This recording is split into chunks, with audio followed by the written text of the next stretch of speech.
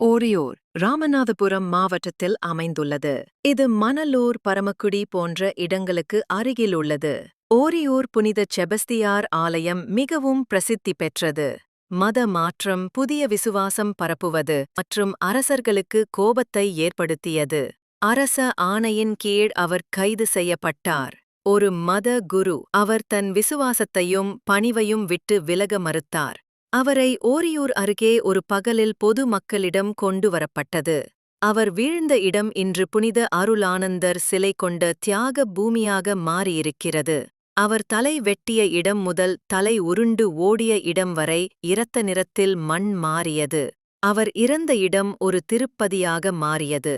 அவரது தலை வெட்டப்பட்டதைக் கூட அவர் அமைதியாக ஏற்றுக்கொண்டதாக அவர் முகத்தில் ஒரு சிரிப்பு இருந்தது என்றும் மக்கள் சொல்கின்றனர். அவர் வாழ்ந்தவுடன் அவர் இறந்ததும் கூட மக்கள் வாழ்வில் ஒளிவிட்டது என்று நம்பப்படுகிறது. புனித அருளானந்தர் செம்மண் புனிதர் மண்ணாக மாறி நம் உள்ளங்களில் வாழ்கிறார்.